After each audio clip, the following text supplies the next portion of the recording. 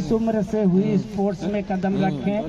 और अभी तक आपने कौन कौन से डिग्री, कौन कौन से मैराथन को अचीव किए हैं?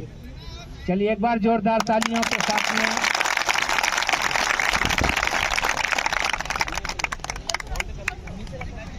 सबसे पहले तो ओपी सर के लिए बहुत बहुत धन्यवाद, और आप सबके लिए धन्यवाद कि आप लोग मेरे लिए सुनने के लिए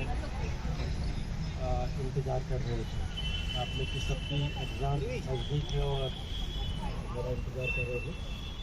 अपने अचीवमेंट को बतलाना तो क्या हो जाएगा, अपने मुँह से अपनी तारीफ करना। नहीं सर, जानना चाहते हैं। तो बस मैं ये बतला देता हूँ कि मैंने अपनी फिटनेस का सफ़र जो है, वैसे तो मैं कॉलेज में बैडमिंटन का कैप्टन था, और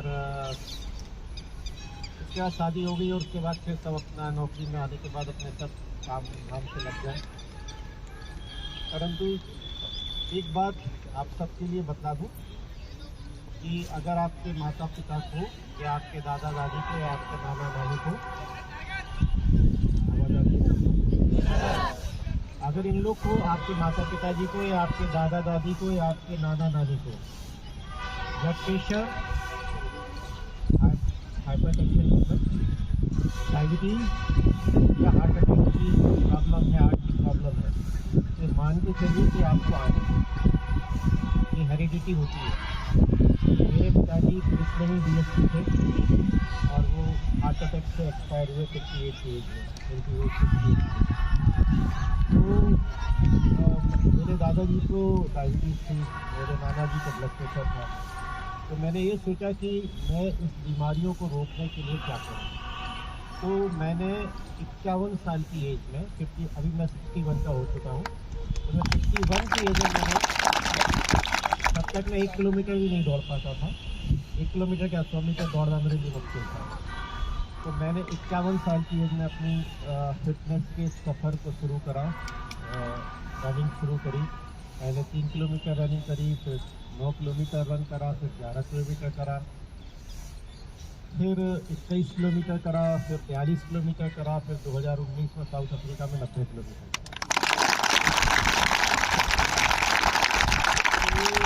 जो टी शर्ट है कामरेड मैराथन की है, साउथ अफ्रीका में वर्ल्ड की शॉर्टेस्ट अल्ट्रा मैराथन होती है, 12 घंटे में करना रहता है। और जो इस साल मैंने करी थी वो अपहिल थी। अपहिल मतलब आपने राला मंडल की पहाड़ी देखी है, इसके शुरू के 36 किलोमीटर में इसकी आपको 20 गुनी हाइट करना रहती है, और उसके बाद भी रोलिंग हिल रहती है, ऐसा नहीं कि फ्लैट है आपको बहुत। और फिर 79 पे फिर 3 किलोमीटर की राला मंडल जैसी खड़ी चढ़ाई है। वो टफ मैराथन होती है, उसको क्वालिफाई करना भी अपने आप में आपको 42 किलोमीटर दौड़ना रहता है 4 घंटे 50 मिनट के अंदर। तो मैंने 4 घंटे 15 मिनट के अंदर 42 किलोमीटर करा, और फिर वो जब ये सफ़र चला तो जैसा भी ओपी सर ने बोला कि आपके स्पोर्ट्स के साथ इंजरी का एक नाता रहता है। तो मैंने अपने आप को फिट रखने के लिए, अपने आप को इंजरी फ्री रखने के लिए, और सही तरीके से, क्योंकि उस वक्त इंदौर में आज भी कोई मैराथन के ऊपर कोच, अच्छा कोच नहीं है तो जो आपको प्रॉपर गाइड कर सके। तो मैंने उसके ऊपर, मैराथन के ऊपर पढ़ना शुरू करा। मैराथन रनिंग के अंदर कौन कौन सी अलग प्रकार की रनिंग होती है, इन सबको पढ़ के इनके ऊपर फिर जब लॉकडाउन था तब मैंने ये सोचा, उसके लॉकडाउन लगने के 1 महीने पहले मैंने रजिस्ट्रेशन कर लिया था अमेरिका से। अमेरिका से एक एग्ज़ाम होता है जो कि वर्ल्ड का टफेस्ट एग्ज़ाम है, personal trainer exam, American council on exercise से, और इसके लिए पासिंग मार्क्स उसमें 70% आने रहते हैं। तो मैंने क्वालिफाइड एग्ज़ाम के लिए अप्लाई कर दिया था, और मेरे पास लॉकडाउन के लकीली 3 दिन पहले 1000 पेज की किताबें आ गई थी, और उसके अंदर जितना मसल्स मूवमेंट वगैरह जो कुछ भी था वो सब जो डॉक्टरी में पढ़ाई होती है वो ऑलमोस्ट होती। और लकीली लॉकडाउन था तो 3 घंटे घर में थे, तो पूरा 3 महीने घर पे थे। तो यूट्यूब के ऊपर मैंने हज़ारों वीडियो देखे होंगे फिटनेस के, और सब कुछ करने के बाद में इसका एग्ज़ाम मैंने अटेम्प्ट करा। इसमें 70% मार्क्स आने रहते हैं, मेरी 80% मार्क्स।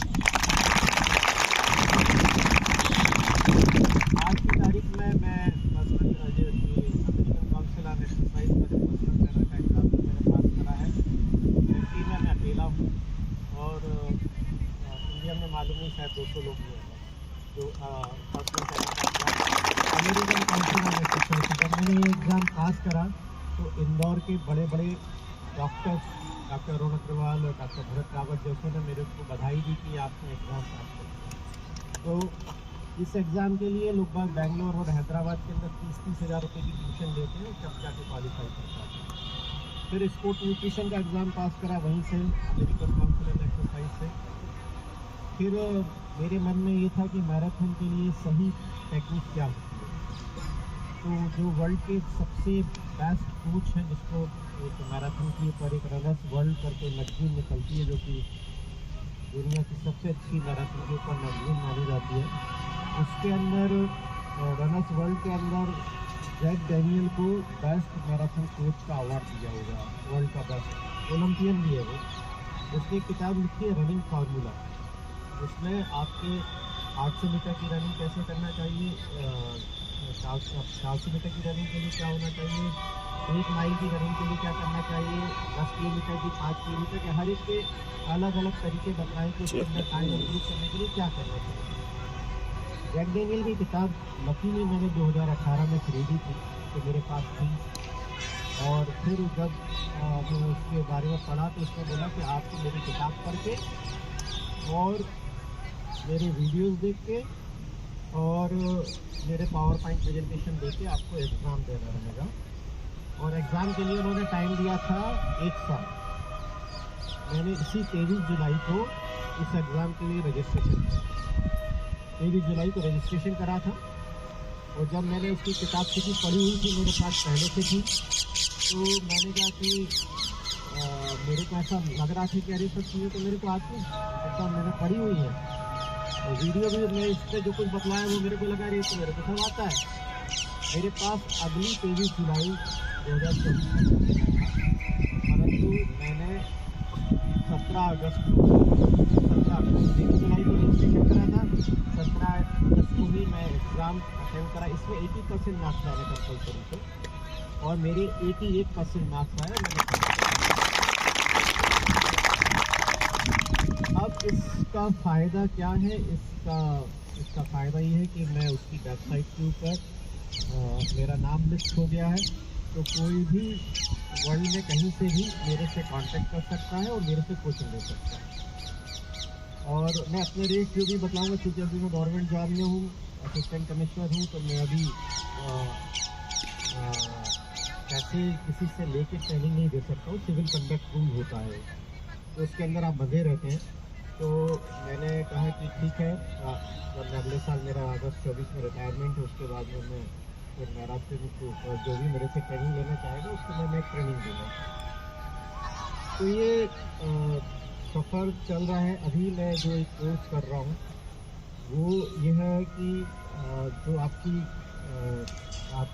बॉडी को देख के पहले कि आपकी बॉडी में क्या डिफॉर्मिटीज़ हैं या क्या प्रोनेशन है कि सुपिनेशन है कि क्या है, आपकी बॉडी में बैलेंसिंग सही है कि नहीं, ये देख के आपको समझ में आ जाए।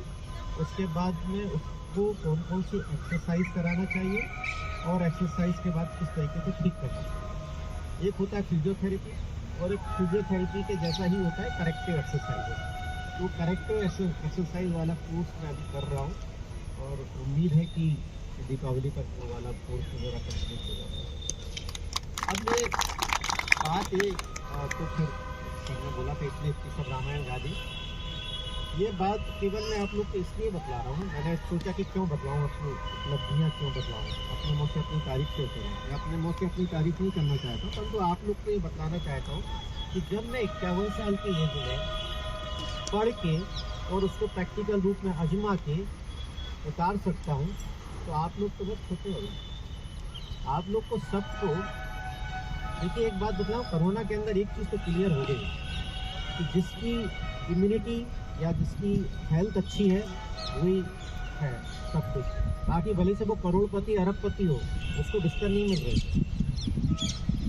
भटक रहे थे, ऑक्सीजन का सिलेंडर नहीं मिल रहा था, भटक रहे थे। तो जो फिट है वो हिट है। आपको अपने आप को फिट बना के रखना है। भले से अभी ज़िंदगी का आप कहीं भी जाएँ, पुलिस में जाएँ, कहीं भी, देखिए पुलिस में आप जाके देखेंगे, पुलिस के अंदर ऐसे पुलिस वाले कम मिलेंगे, आपको मिलेंगे, टोन मोन निकली रहेगी अच्छी, है ना। और बिल्कुल आपको ऐसा पुलिस वाला नहीं बनना है, अगर बनना है तो फिट रहना है, तो आपको ये अपनी ज़िंदगी में तय करना है। दूसरी बात, एक सेंटेंस है, आप लोग इसकी अंग्रेजी को समझते होंगे, कि उसको मैं बोल रहा हूँ, उसका उस लाइन का उल्टा और सीधा दोनों अर्थ एक ही आएगा। Readers are leaders. अब इसका उल्टा करें, लीडर्स आर रीडर्स।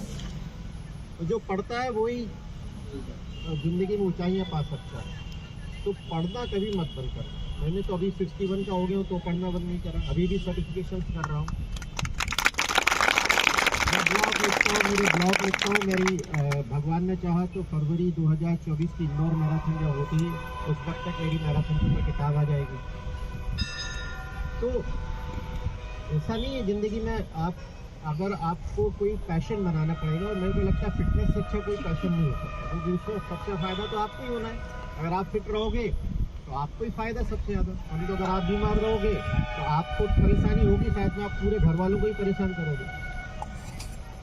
तो ये वाली बात तो बात हो गई मेरी से, मेरी उपलब्धियों से। अब मैं 2-3 बातें आप लोगों से करूँगा जो मैं चाहता हूँ आप लोग के लिए। अगर आपको ज़िंदगी में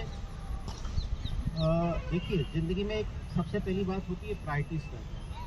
ठीक है, प्रायोरिटी मतलब आपके लिए तय करना है कि आपकी आपकी मेन चीज़ ज़िंदगी में क्या करना है। ठीक है, तो आप प्रायोरिटी, जैसे एक एग्जांपल बताता हूँ कि कल ही मैंने टाइम मैनेजमेंट पर बच्चों को पॉलिटिक्स कॉलेज में लेक्चर दे रहा था, तो एग्जांपल दिया था मैंने कि अगर आपको आज अवंतिका एक्सप्रेस पकड़ना है, अवंतिका एक्सप्रेस का मान लो टाइम 3:40 है, तो आपका आज पूरा फोकस क्या रहेगा कि मैं ट्रेन टाइम पर पकड़ूँ, रहेगा कि नहीं रहेगा?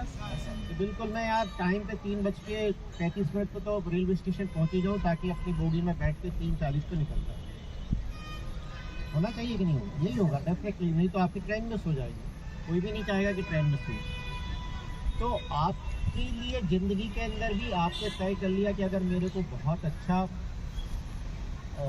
अधिकारी बनना है, जो कुछ भी बनना है, तो आपकी प्रायोरिटी सवेरे उठ के सबसे पहले उससे रिलेटेड काम की होनी चाहिए।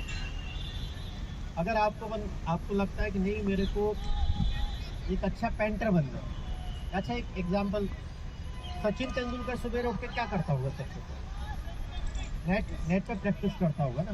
लता मंगेशकर सवेरे सबसे उठ के क्या करती होगी? गायन की प्रैक्टिस करती होगी। तो हमारे को सबसे पहले हमारी ज़िंदगी का जो लक्ष्य है आपने निर्धारित कर रखा है, तो सवेरे सबसे पहले उठ के टारगेट ये करो कि पहले मेरे को उसी से रिलेटेड काम करना, उसी से रिलेटेड काम करना। तो आपको कोई दुनिया की कोई हस्ती आगे बढ़ने से नहीं रोक पाएगी, मैं दावे से कह रहा हूँ। ये आपको तय करना पड़ेगा। अब 2-3 बातें और आपको आज के युवाओं की से रिलेटेड बात बता रहा हूँ। आप लोग को सवेरे यहाँ कितने बजे आना रहता है? हाँ, 5:45। कितने बजे आप लोग उठते हो? 5। ठीक है, 4 बजे, 4:30, 5 बजे। अच्छा, सोते कितने बजे? 11-12। इस बच्ची के लिए पहले ताली बजा दें एक बार। क्या नाम बेटा आपका? मुस्कान के लिए ताली ये बोल रही 9 बजे सो जाते। नहीं, मैं तारीफ की इसलिए बात बता रहा हूँ कि मेरी एज के अंदर, मतलब मेरे को 7 से 8 घंटे सोना, ठीक है? आप लोग के लिए कम से कम 9 घंटे सोना जरूरी है, कम से कम 9 घंटे। अगर आपको 4 बजे सवेरे उठना है या 5 बजे सवेरे उठना है, तो कितने बजे सोना चाहिए? अब लगा लो आप। अब क्यों मैं सर्टिफाइड स्लीप साइंस कोच भी हूँ, वो बताना रह गया था, अमेरिकन काउंसिल स्पेंसर इंस्टीट्यूट। ठीक है, क्यों ज़रूरी है आप लोग को? देखो, मैं बाकी पूरी फिटनेस गई एक तरफ और नींद एक तरफ। मैं बतला रहा हूँ, आप सुन लेना। एक रिसर्च हुई है, रिसर्च के हिसाब से अगर आज ए वाला पॉइंट ही आपने पकड़ लिया ना मेरा, ये वाला पॉइंट, तो जिंदगी भर आपको बीमार होने से मतलब आप कभी बीमार नहीं हो, ये मैं गारंटी से दूँ।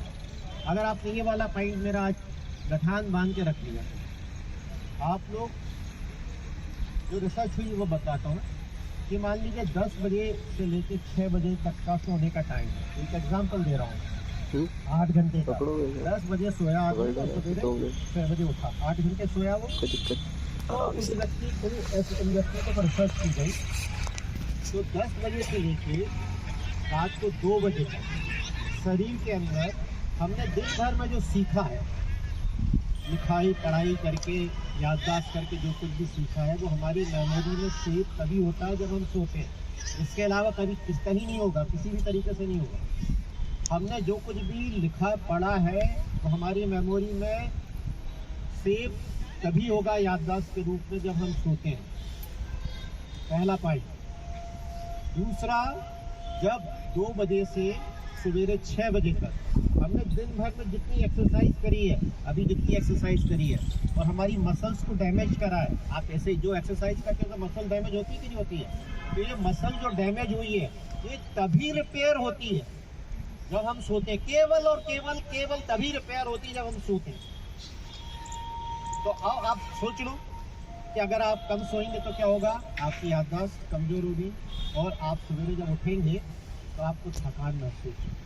चाय कॉफ़ी पी के आप ग्राउंड पे आ जाएंगे, परंतु इसकी थकान 100% महसूस होगी। आप लोग बोले ना बोले, आप खुद अपने आप से प्रश्न कर लीजिए कि सुबह जब उठेंगे आप, अगर अच्छी नींद लेके नहीं उठते तो फिर क्या होगा।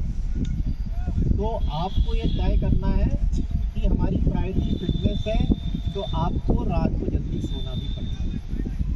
तब आपको वो टीवी और मोबाइल और दोस्तों तक अपने यार बात निकलने लगे। एक बात तो जब तक मैं नहीं बना था असिस्टेंट कमिश्नर, तब तक सब लोग मेरे फादर को बोला करते थे, और इनका बेटा, मैं दिखने में भी थोड़ा अच्छा था युवा था तो, और कपड़े वपड़े का भी बहुत शौक था। तो लोग बात कहते थे आपका बच्चा तो, और जब मेरा PSC में सिलेक्शन हो गया तो सब वही कहने लगा, वो तो सब रहता है। जमाना तो बदलता रहता है,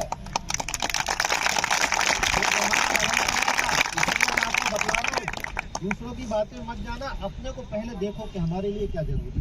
हमारे लिए फिटनेस जरूरी है तो हम रात को जल्दी सोएं। अभी दिक्कत आएगी रात को जल्दी सोने में क्योंकि आपको आदत नहीं है, परंतु आपको डालनी पड़ेगी आदत। और ये मोबाइल और टीवी और लैपटॉप और इन सब से दूर होना पड़ेगा, क्योंकि उससे एक रेज निकलती है, ब्लू रेज निकलती है, वो आपकी नींद को डिस्टर्ब करती है। और हम मोबाइल पे छोड़ ही नहीं सकते, रात को सोते समय भी हमको चाहिए। तो आपको इससे डिस्टेंस 1 घंटे पहले कम से कम डिस्टेंस बनाना पड़ेगा। और आपकी, मैं आपको बतला रहा हूँ, आपने अगर आप 7 से 8 घंटे, आप 8 घंटे, आपको जैसे 9 घंटे सोना चाहिए आपकी इस ग्रुप को, परंतु अगर आप 7 घंटे भी सोने लगे ना तो आप लोग का स्पोर्ट का परफॉर्मेंस इंप्रूव हो जाएगा, गारंटी से बतला रहा हूँ। रोजर फेडरर का नाम सुना है लोगों ने? रोजर फेडरर, ठीक है, रोजर फेडरर 10 से 11 घंटे सोता है। अब आप कहेंगे कि सर उनको तो कोई काम ही नहीं है, परंतु अभी आपको भी कोई काम नहीं, अभी पढ़ना और एक्सरसाइज करना ही आपके लिए काम। जितने मैराथन रनर्स हैं, जितने एलीट रनर्स हैं, वो सब, चाहे हुसैन बोल्ट, ये लोग सब पहली प्राथमिकता देते हैं अपनी नींद।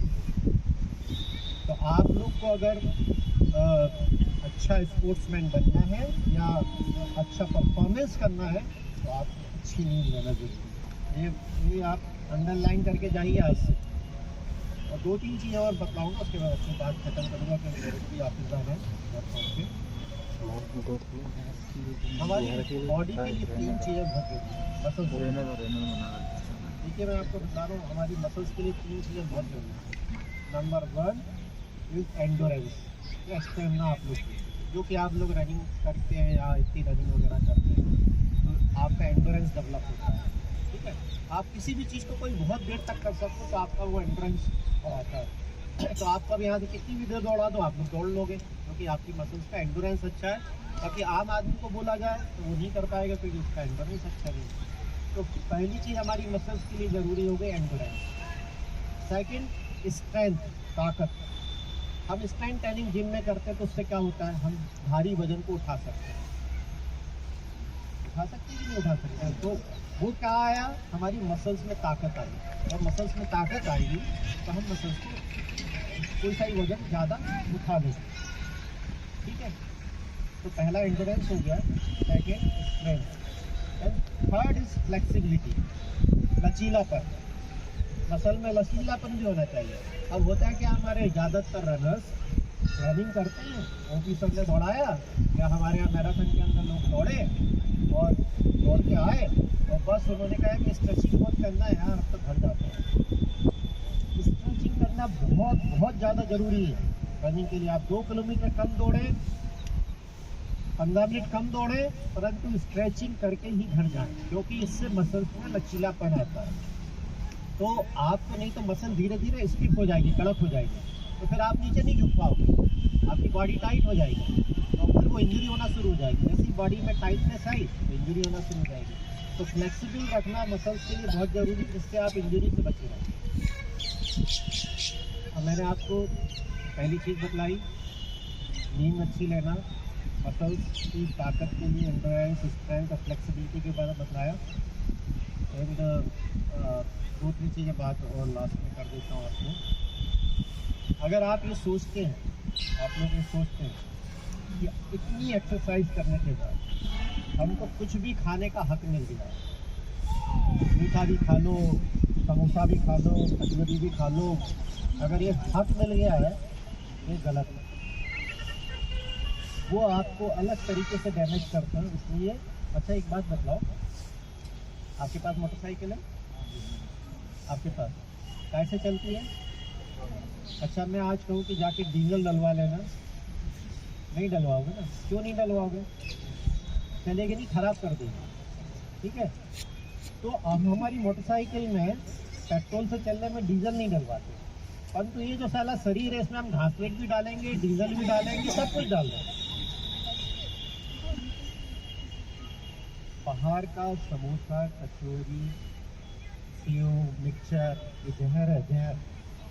मैं बोल रहा हूँ आपको, अभी समय नहीं है, नहीं तो मैं आपको एक्सप्लेन करूँगा इतना। कभी एक आधी बार ऑफिसर सब बोलेंगे, अपन एक बार इसी के ऊपर बात करेंगे कि क्यों जहर है। कभी भी कभी भी तो मैं तो लेक्चर देता हूँ अलग अलग जगह, बैंक के अफसरों को हेल्दी लाइफ स्टाइल के ऊपर जाके लेक्चर देता हूँ, उनको बतलाता हूँ कि भैया। एक दिन मैं घर आया, मेरी मदर बाल विकास की कक्षा लेती है बच्चों के लिए, छोटे बच्चों के लिए नैतिक मूल्यों की कहानियाँ वगैरह सुनाती। तो मैं मदर नहीं दिखी, मैंने कहा मम्मी जी कहाँ गई, तो पूछा, वो आए, मैं कहाँ थे आप? क्योंकि बच्चों को कल बाल विकास